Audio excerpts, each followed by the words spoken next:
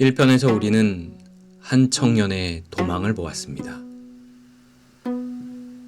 2편에서는 갈라진 바다와 노파의 물 한 그릇을 보았습니다. 그리고 낙산사 관음굴에서 꿈속 스님과의 약속이 있었습니다. 선례, 이름이 약속된 아이. 그 아이가 자라서 한 마리 흑룡을 쏘아 죽이게 됩니다. 그리고 백룡의 입에서 한 예언을 듣게 됩니다. 공의 큰 경사는 장차 자손에 있을 것입니다. 붓끝이 닿지 못한 그날의 이야기. 다시 읽는 왕조실록 세 번째 편.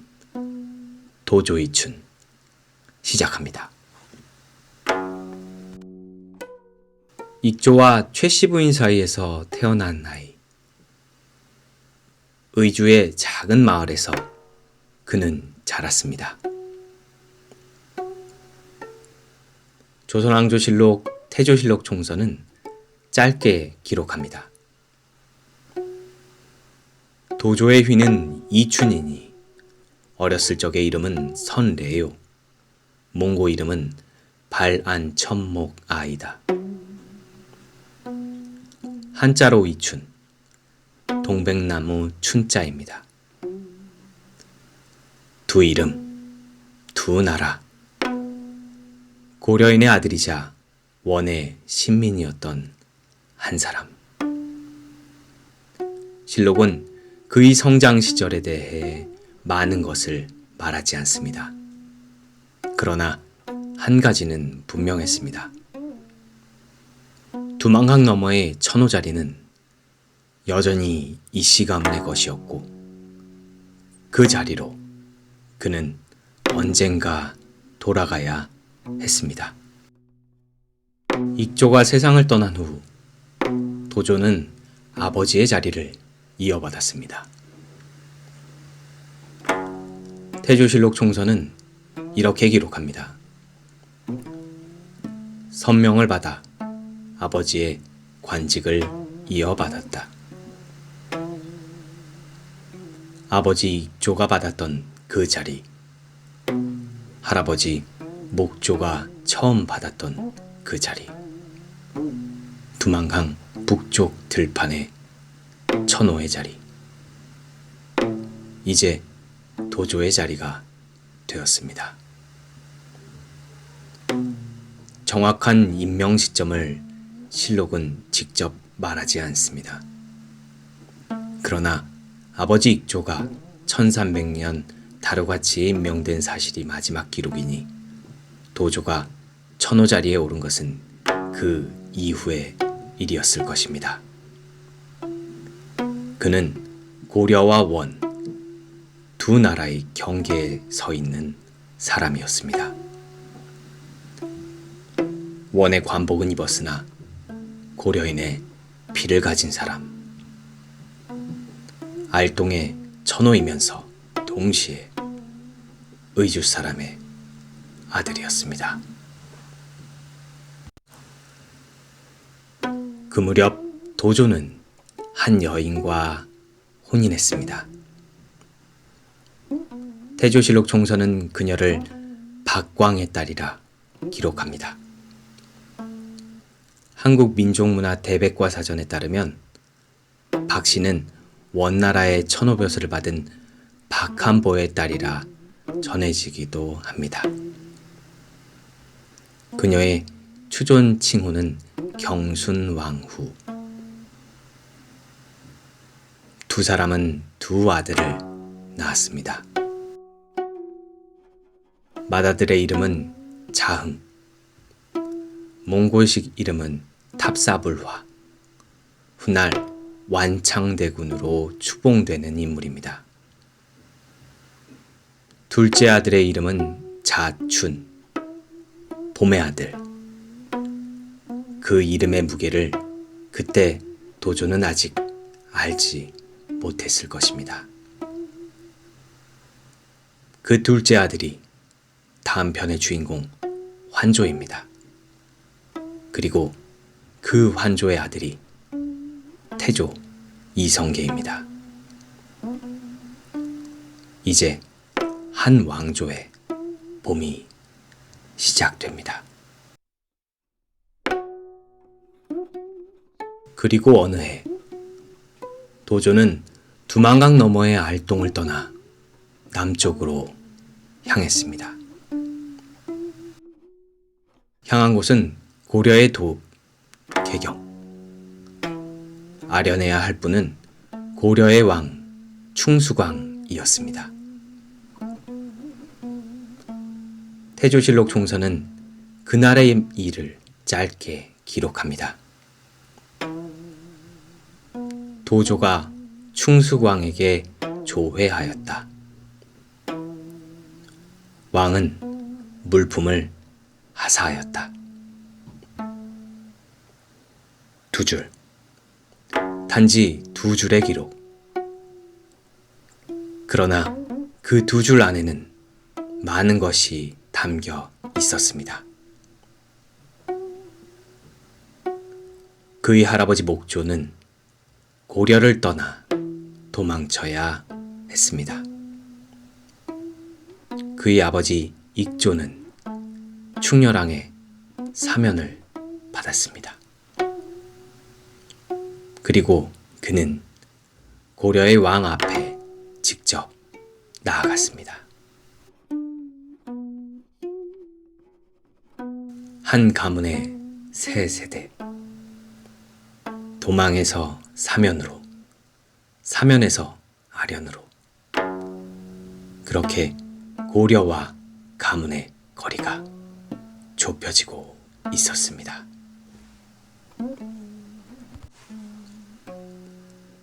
그 무렵의 어느 밤, 도조는 꿈을 꾸었습니다. 태조실록 총서 18번째 기사는 그 꿈을 이렇게 기록합니다. 도조의 꿈에 어느 사람이 말하기를 나는 백룡입니다. 지금 모처에 있는데 흥룡이 나의 거처를 빼앗으려고 합니다. 공은 구원해 주십시오. 비늘은 진주처럼 빛났고 눈은 깊은 슬픔을 담고 있었습니다. 도조는 꿈에서 깨었습니다. 실록은 이어 기록합니다.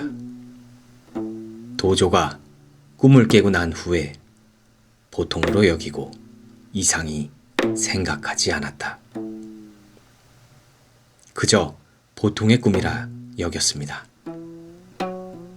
용이 나타나는 꿈, 신령스러운 꿈, 그뿐이라 생각했습니다. 며칠 후, 도조는 또 꿈을 꾸었습니다. 실록은 이렇게 이어 기록합니다. 또 꿈에 백룡이 다시 나타나서 간절히 청하기를 공은 어찌 내 말을 생각하지 않습니까? 백룡의 눈에는 절박함이 있었습니다. 실록은 덧붙입니다. 또한 그 날짜까지 말하였다. 도조는 그제야 이를 이상히 여겼습니다. 2번이나 찾아온 꿈, 날짜까지 말한 백룡. 그는 활과 화살을 준비했습니다. 고려의 각궁, 동물의 뿔과 힘줄로 만든 동북면 사내들의 활이었습니다. 약속된 날이 다가오고 있었습니다.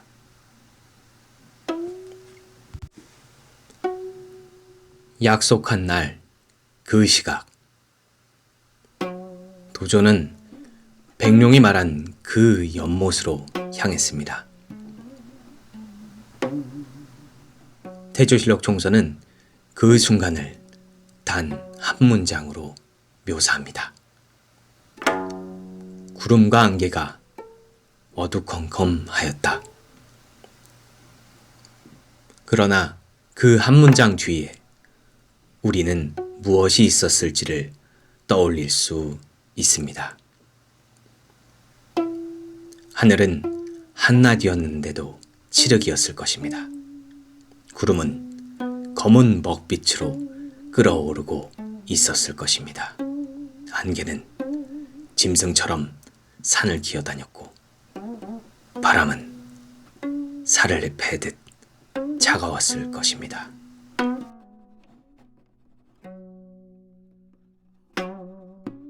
그리고 연못 한복판에서 실록은 다시 기록합니다. 백룡과 흑룡이 한창 연못 가운데서 싸우고 있었다. 한 마리는 백룡, 한 마리는 흑룡이었습니다. 백룡의 비닐은 진주처럼 빛났으나 피로 얼룩져 있었을 것입니다. 흑룡의 비늘은 검은 옷처럼 깊었고 분노로 떨고 있었을 것입니다. 흑룡의 발톱이 백룡의 목을 움켜쥐고 백룡의 비명이 안개를 찢었습니다. 물보라가 하늘까지 솟구쳤습니다. 번개가 못을 갈랐습니다.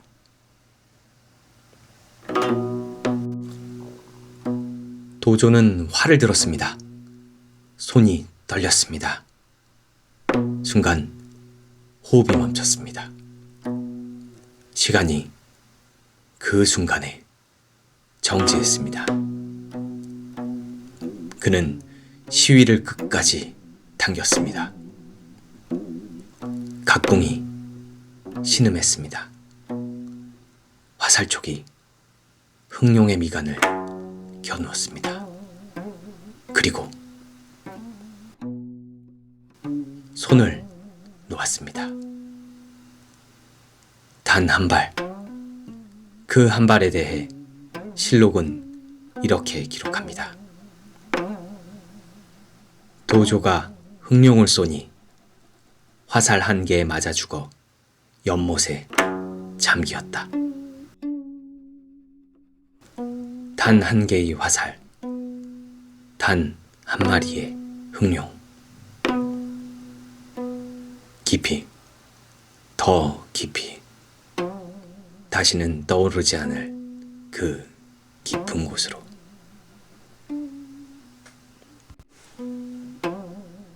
그날 밤 도조는 다시 꿈을 꾸었습니다. 뒤에 꿈을 꾸니 백룡이 와서 살해를 하기를. 공의 경사는 장차 자손에게 있을 것입니다. 백룡은 이번에는 절박함이 아니라 감사였습니다. 공의 큰 경사는 장차 자손에게 있을 것입니다. 자손에게 있을 큰 경사, 그것이 무엇인지 그는 알 수 없었습니다. 그러나 한 가지는 분명했습니다. 그가 한 일은 누군가를 위해 한 일이었다는 것을. 그가 쏜 화살은 아직 오지 않은 어떤 시대를 위한 화살이었다는 것을.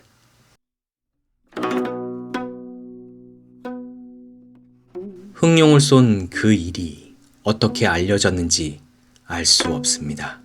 그러나 그 후로 도조에게 이상한 일들이 따라다녔습니다.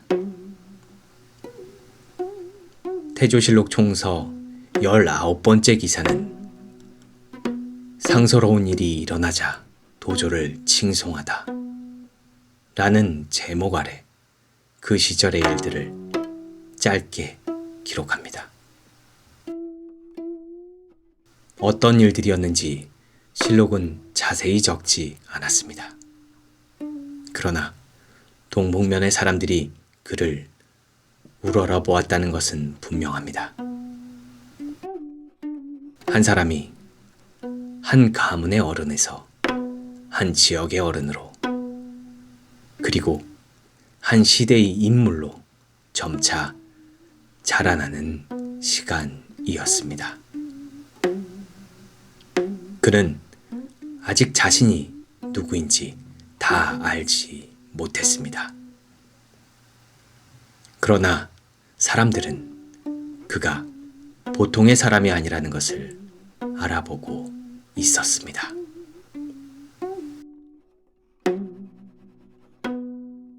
세월이 흘렀습니다. 도조는 한 가지 결정을 내렸습니다. 태조실록 총서는 이를 기록합니다. 익조와 도조가 남쪽으로 이주한 알동 사람들을 토지가 비옥한 함주에 정착시켰다. 함주, 지금의 함경남도 함흥 일대입니다. 두만강의 알동에서 동해 연안의 평탄한 땅으로 한 가문의 본거지가 옮겨지는 순간이었습니다. 1342년 음력 7월 24일, 도조는 세상을 떠났습니다. 그의 묘는 의릉, 함흥 일대에 자리를 잡았습니다. 그가 살아낸 그 시대, 세계는 어떻게 움직이고 있었을까요? 그가 떠난 지 4년 후 1346년, 유럽에서는 흑사병이 시작되었습니다. 유럽 인구의 3분의 1이 그 병으로 죽게 됩니다. 비슷한 시기 잉글랜드와 프랑스 사이에서는 백년 전쟁이 막을 올렸습니다. 한 세기에 걸친 유럽의 긴 전쟁이었습니다. 그리고 원나라, 도조가 충성을 바친 그 제국은 이제 절정을 지나 서서히 쇠퇴하고 있었습니다. 한족의 반란은 곳곳에서 일어났습니다. 그 무렵 1328년, 중국 안휘성의 한 가난한 농가에서 한 아이가 태어납니다. 이름은 주중팔. 훗날 원나라를 무너뜨리고 명나라를 세우는 명태조 주원장입니다. 같은 시대, 동방의 도조가 한 왕조의 기반을 닦는 동안 중원에서는 한 가난한 아이가 또 다른 왕조를 향해 자라고 있었습니다. 두 사람은 만나지 못했습니다. 그러나 그들의 손자들은 같은 세기에 서로의 왕조를 마주하게 됩니다. 1편의 목조는 도망쳤습니다. 2편의 익조는 도망쳤다가 돌아왔습니다. 3편의 도조는 흥룡을 쏘았고 함주로 향했습니다. 그리고 백룡이 말한 그 큰 경사, 그것이 누구를 통해 이루어지게 될까요? 도조의 둘째 아들 자춘, 함주에서 자라고 있던 그 아이가 다음 편의 주인공입니다. 그 자춘이 훗날 환조로 불리게 됩니다. 쌍성총관부의 한복판에서 자란 그가 어떻게 다시 고려로 돌아오는지, 그리고 어떻게 한 왕조의 아버지가 되는지, 다음 편 다시 읽는 왕조실록, 환조 이자춘, 동북면 호족이 고려로 돌아오는 이야기. 붓끝이 닿지 못한 그날의 이야기. 구독과 알림 설정으로 함께 해주십시오.